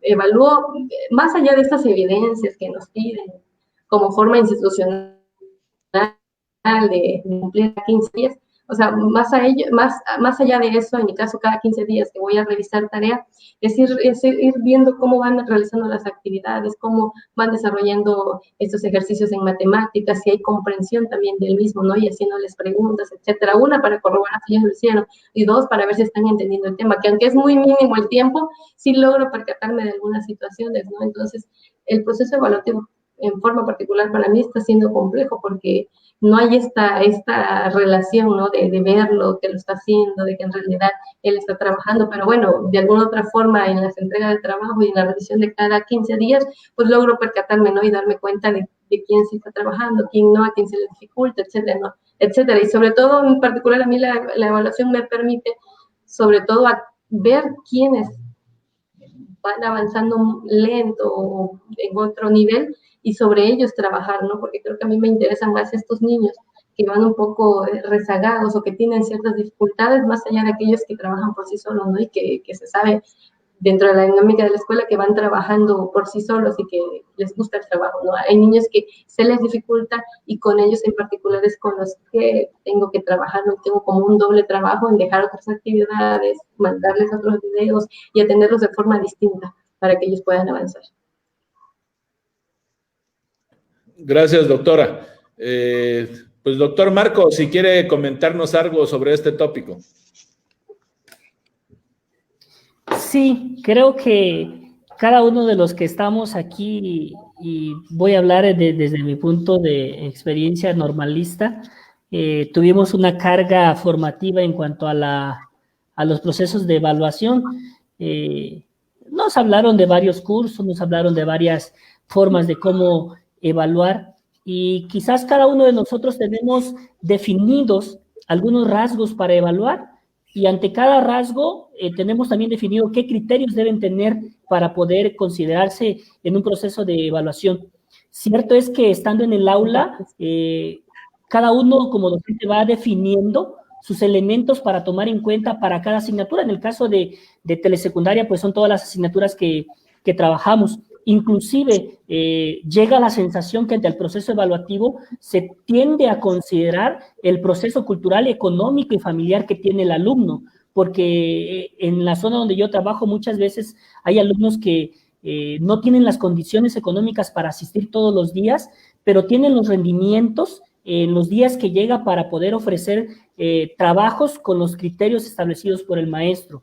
Ahora, en esta etapa en la que estamos, es evidente que desafortunadamente los rasgos para poder evaluar disminuyen, porque esta parte de la relación con el alumno ya no se tiene, ya no podemos ver qué hace. Por ejemplo, si se considera como un elemento el trabajo en equipo, poder hacer dentro de la escuela, en este momento no lo podemos hacer, que si la participación, inclusive podemos haber maestros que podemos considerar la asistencia, la conducta, las participaciones en clase y un montón de rasgos, pero en estos momentos no se dan. En este momento lo único que tenemos, en mi caso muy particular, son los bonches de hojas que me entregan los alumnos donde van realizando cada una de las actividades que yo les comparto cada 15 días. Es decir, yo ahorita en casa tengo 15 paquetitos porque tengo 15 alumnos de cada una de las asignaturas. ¿Cuál es la tarea que me queda para poder evaluar en este momento específicamente?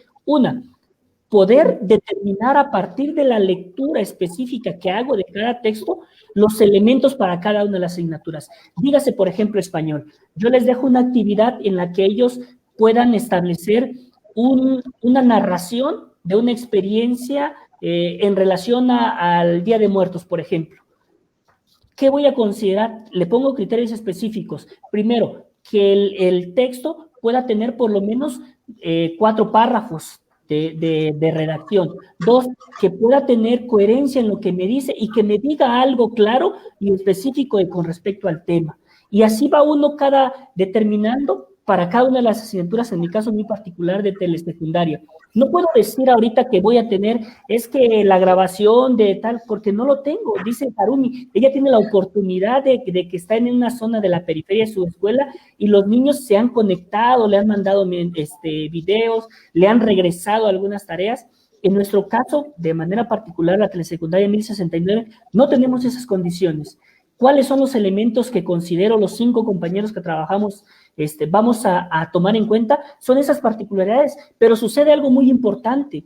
En este sentido de la evaluación viene este sesgo administrativo que es la matrícula escolar. ¿Qué hacer en esta etapa de pandemia en la que la matrícula ha descendido y si repruebo al alumno, la matrícula va a seguir descendiendo? Esa es una pregunta bastante importante que también nos hacemos, porque yo platicaba, vuelvo a repetir con mi esposa, es decir, si no me ha entregado nada a una niña que tengo, lo repruebo, tengo 15, van a ser 14 quizás, y en el transcurso del ciclo, si seguimos así, pueda yo quedar con 11 alumnos. Entonces, creo que en esta parte de la evaluación, cada uno de los docentes va a tomar las alternativas pertinentes para poder llevar a cabo su proceso de evaluación. Sí considero necesario tener en cuenta las condiciones en las que están los niños. Creo que desafortunadamente muchos no tienen el apoyo en casa para poder realizar las actividades, algunos se quedan a la mitad de la actividad, hacen el intento y a veces muchos maestros tomamos a consideración la intencionalidad de poder trabajar. Cito, para terminar mi participación en este punto, una experiencia de un compadre, amigo, que trabaja en telesecundaria, y él estableció reuniones con sus padres de familia a través de Zoom, y fue una experiencia significativa que ojalá hubiese podido estar en este conversatorio, en la cual, a partir de la reunión de Zoom de ellos, los padres de familia y los alumnos, hubo un crecimiento en la entrega de tareas. Fue una experiencia exitosa para él como docente. En mi caso muy particular, pues no he podido tener más contacto con los padres de familia que cuando voy cada 15 días, y si es mucho, tal vez con 2 o 3 padres de familia. Repito, creo que al final de cuentas cada docente va a tomar en cuenta las condiciones específicas de sus alumnos y de la región donde está trabajando. Muchísimas gracias, doctor. Doctor Roberto, lo escuchamos.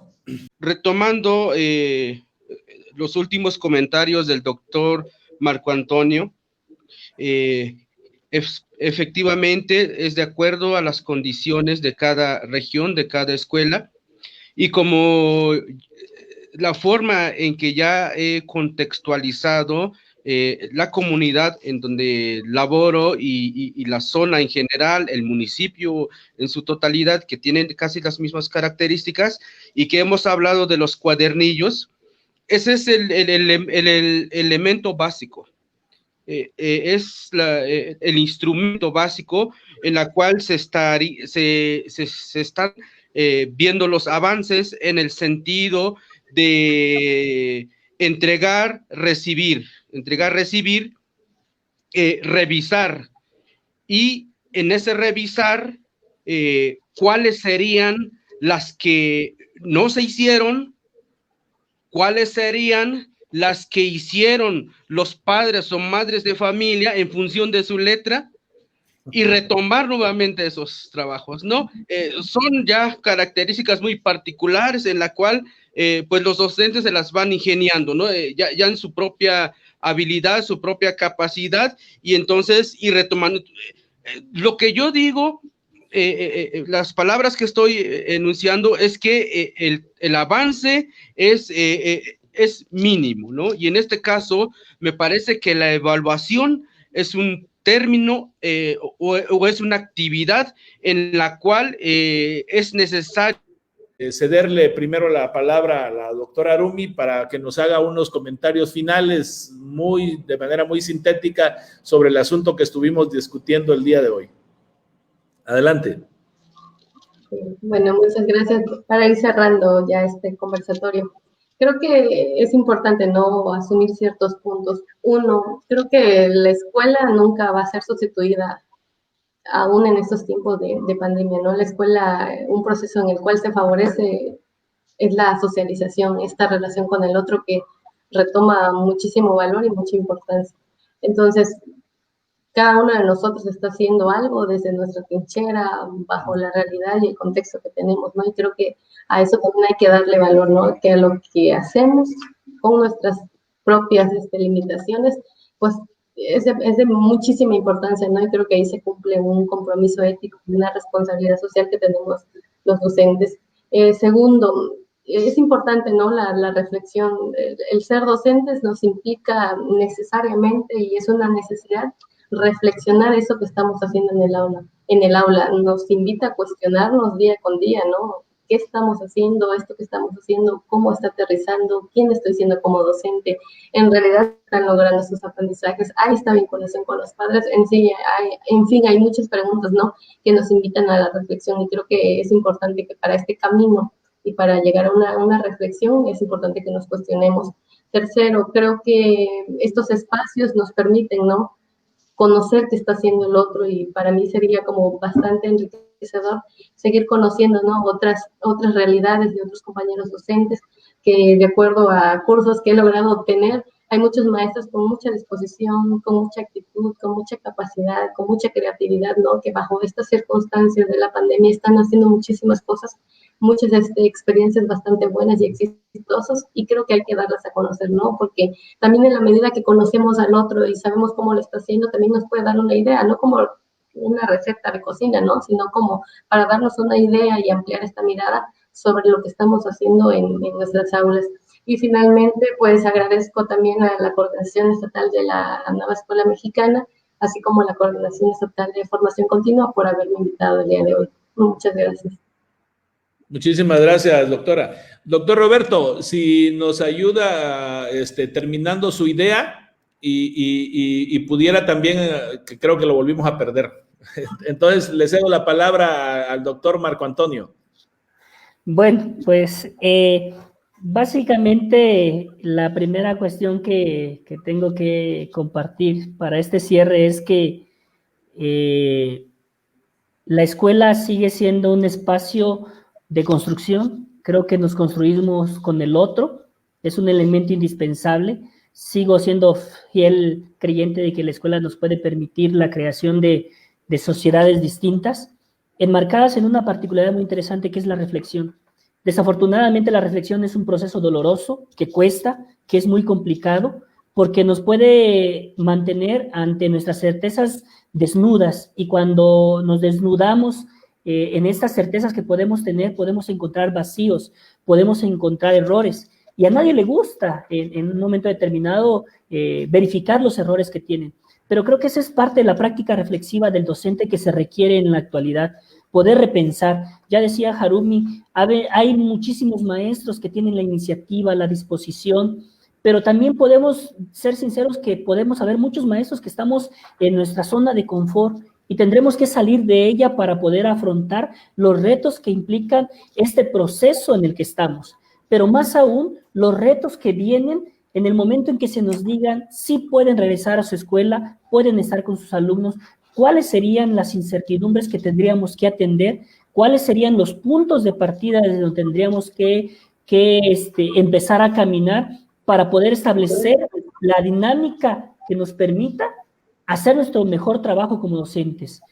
Y como cierre, por ahí yo tuve un pequeño romance, válgase la expresión, con Paulo Freire. Me gustó mucho su literatura, y en una de sus textos, él decía que como pensante, como hombre pensante de la práctica, como pensante y reflexionante de la práctica educativa, se sentía profundamente esperanzado.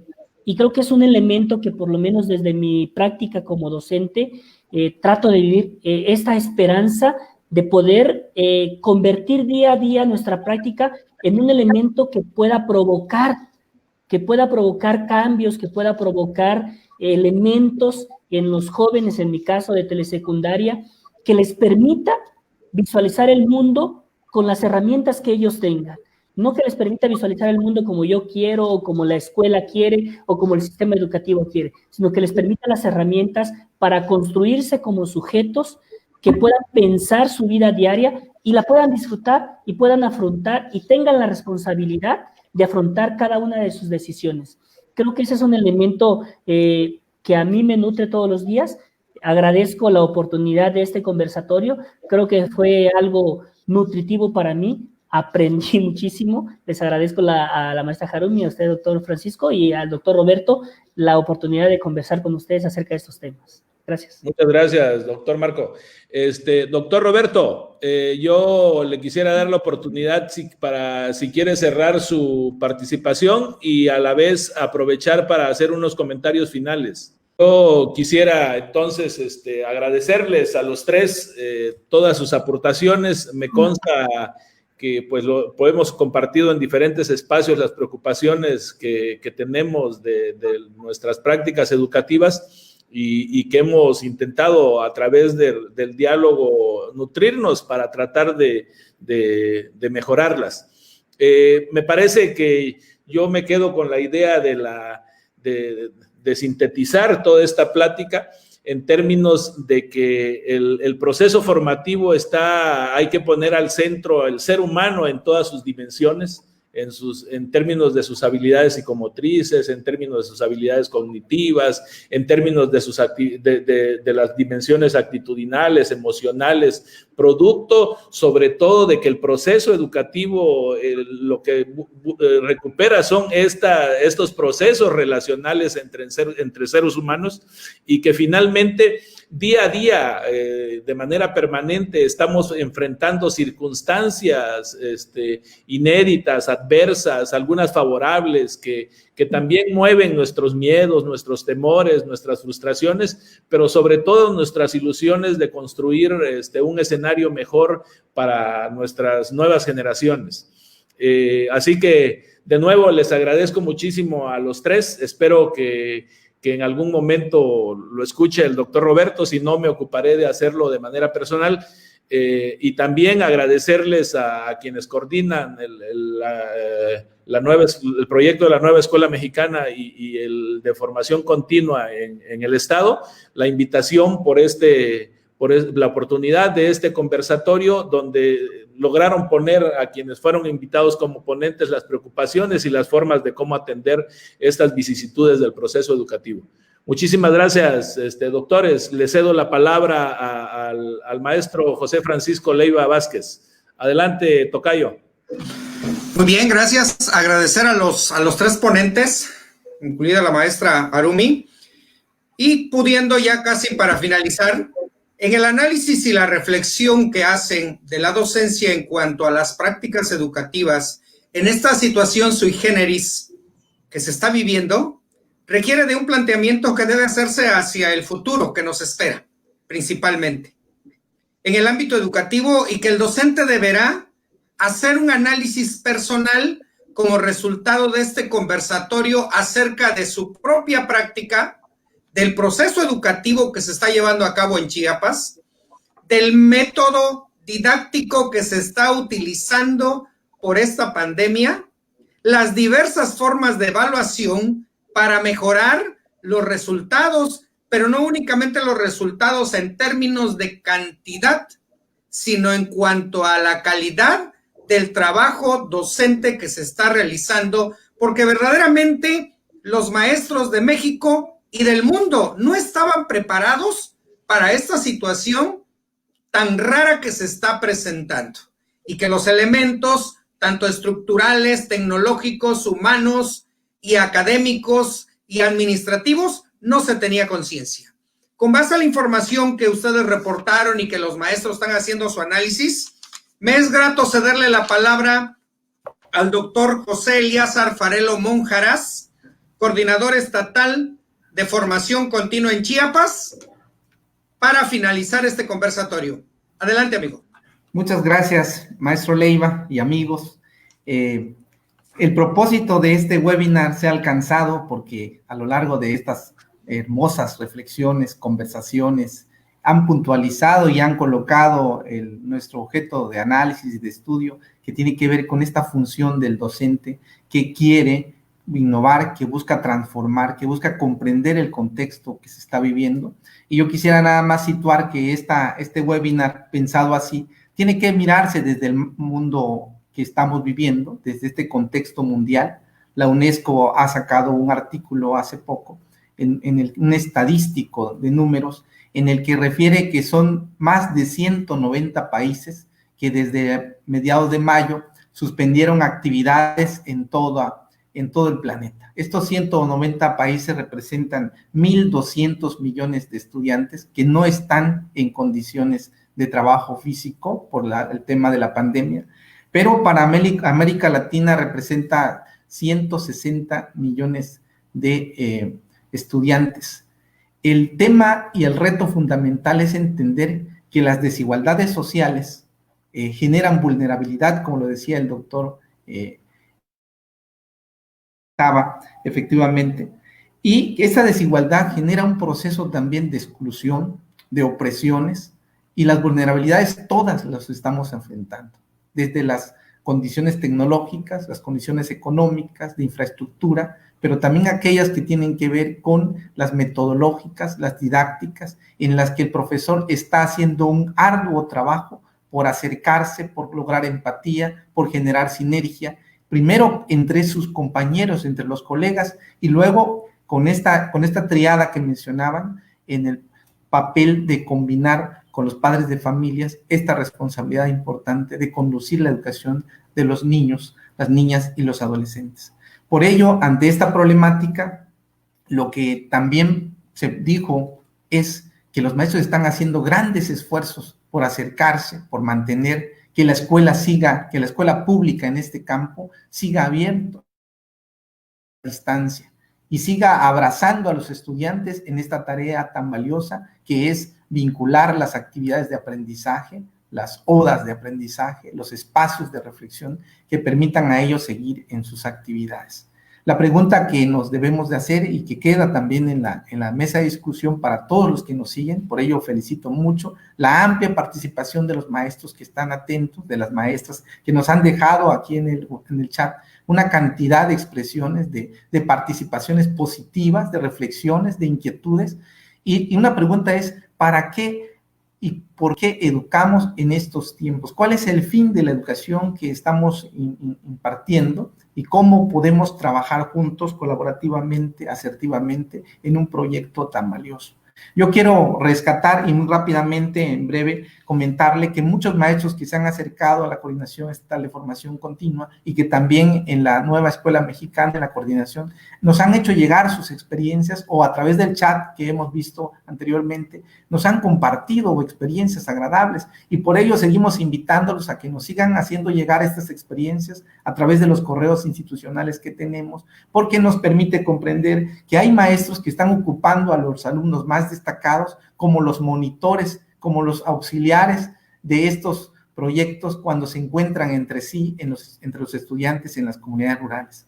Que hay maestros como el maestro William, que se encuentra trabajando en una comunidad de Ocosingo en telesecundaria, que él lleva un USB y lo inserta en una grabadorita que le dejó al dueño del tocadiscos de la comunidad, y todos los lunes los niños reciben durante varios momentos diferentes expresiones, actividades, instrucciones, comentarios, lectura de cuentos y demás, hasta canciones, para que los niños en la comunidad escuchan, que es una comunidad que está pequeña, ¿no? Y que esa es una estrategia que le está funcionando al profesor, que acompaña a los cuadernillos, que acompaña a los materiales. Otra profesora que nos comentaba, miren, dice, antes de la pandemia no había en el Facebook mucho material pedagógico, pero ahorita estoy en 10 redes pedagógicas que están compartiendo materiales, infografías, resúmenes, textos sobre la acentuación, sobre la pronunciación, sobre muchas cosas, y me está sirviendo para fomentar la lectura a mis niños, a mis niñas en este campo. Y como estas expresiones también, que hoy saludo y felicito al equipo de doctores que nos han venido acompañando, quiero resaltar que yo quedo muy contento, he aprendido mucho en este campo de reflexión que ustedes han planteado, muy excelentemente moderado por el doctor Oliva, y felicitarlos de corazón por este estar aquí, por este estar siendo, por esta valentía. Michel Foucault le llamaba una parresía, de estar al frente, diciendo quién soy, qué hago y qué proyecto en este campo reflexivo para poder intervenir mejor. Y este estar siendo aquí en el campo de los tres, tanto de cada uno de los niveles en que representan, implica también un gran compromiso de que hemos estado construyendo para poder dirigir mejor, para poder aprender en la humildad y compartir en la humildad lo que se está construyendo. Por ello, sin más preámbulo y ante estas felicitaciones muy merecidas que también el público nos hace, reconocer que los centros de maestros de otros estados también están participando porque estamos coligándonos en otras áreas, y felicidades por ello. Y obviamente reconocer el trabajo de la doctora Marta Consuelo y de todo el equipo de la Nueva Escuela Mexicana, del equipo de coordinación estatal de formación continua, que semana a semana, en cada jueves a las 6 de la tarde, estamos con ustedes, trayendo consigo a grandes amigos, amigas muy implicados en esta hermosa tarea de contribuir con un granito de arena en el campo educativo. Por ello, al maestro José Francisco Leiva, también como moderador, a los doctores que nos acompañan en las áreas técnicas de difusión, agradecimiento notable por esto. Nos han felicitado en muchos espacios y yo quiero aprovechar esto para decirles que en este campo nos enriquecemos todos, nos abrazamos todos en esta tarea titánica que también implica decirnos, detenernos un poco y pensar que en el campo de lo socioemocional el maestro requiere un abrazo, requiere un apapacho, una felicitación, porque está haciendo lo que puede con los recursos con que está haciendo desde corazón toda esa posibilidad de seguir conviviendo con sus alumnos. Tenemos un gran riesgo, esto lo están anunciando las autoridades a nivel mundial, el riesgo es la deserción escolar, y con ella tenemos que enfrentar que no se abandone la escuela, que la escuela continúe buscando estas alternativas con lo que contemos. Y creo que lo más importante es que contamos con un corazón y con una mente insistiendo constantemente en cómo mejorar lo que hacemos, cómo mejorar lo que somos y sobre todo cómo enseñarnos entre nosotros a construir un mundo más humano, un mundo más posible, en el que quizás una carta que el niño nos entregue, la próxima tarea, no sea contenido, que sea una carta en la que nos exprese qué está sintiendo, cómo está allá en su contexto, y quizás nos diga que ese día fue a leñar y que comió algo exótico en su comunidad o que comió algo bonito. Y este niño, esta niña que nos comparte su saber y su hacer, también nos está enseñando. Muchas felicidades, ya es noche y muy agradecido con este espacio, doctora Marta, y a todos los compañeros que tengan muy buenas noches y seguimos en frecuencia, los seguimos abrazando e invitándolos a estos procesos. Muchas gracias. Gracias. Excelente noche. Excelente noche. Hasta luego.